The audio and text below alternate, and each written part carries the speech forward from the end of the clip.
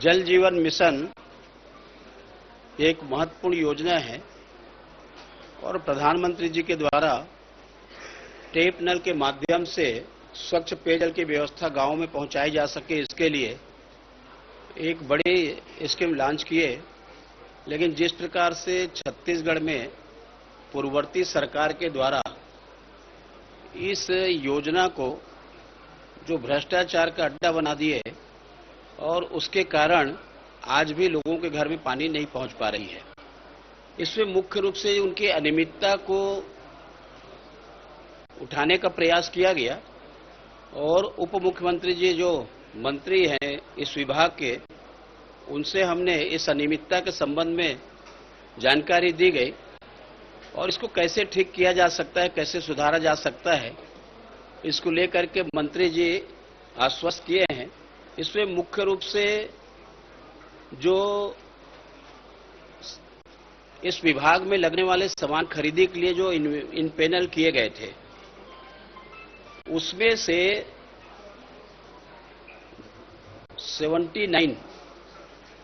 उसको बाद में निरस्त किया गया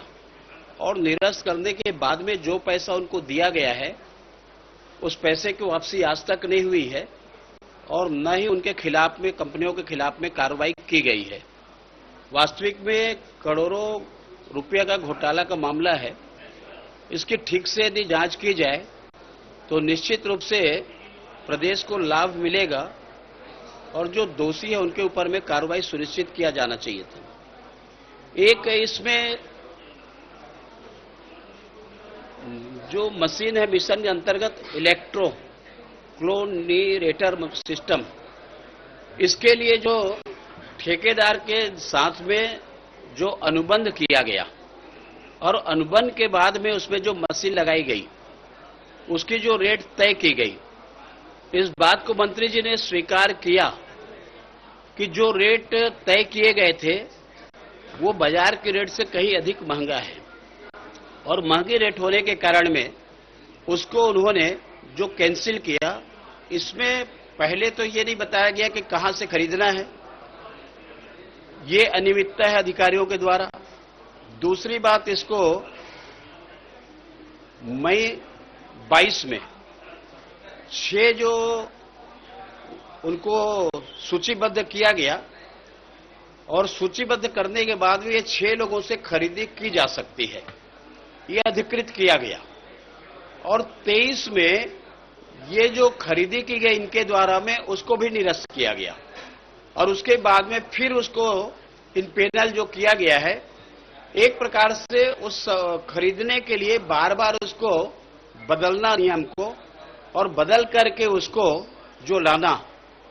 पूरे प्रदेश में इसके कारण में अव्यवस्था के शिकार है और अव्यवस्था के आलम के कारण में आज भी जो लोगों को जो स्वच्छ पेयजल की व्यवस्था पहुंचनी चाहिए, पहुंचाने में असफल रही है और मुझे लगता है कि इसमें और भी काफी समय लगेगा। लेकिन कुल मिलाकर के इस मामले में एक बड़ी जांच की आवश्यकता थी। मंत्री जी ने जांच का तो आश्वासन नहीं दिया,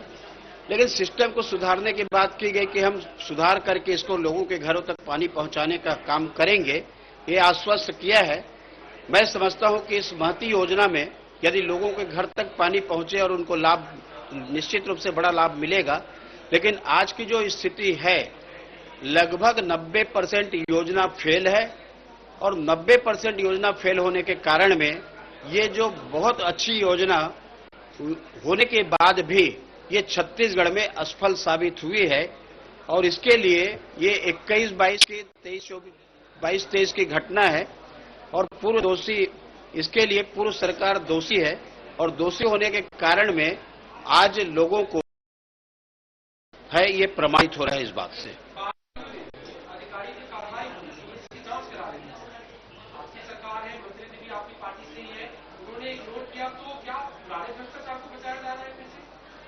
मंत्री जी ने ये कहा कि इसको हम लोग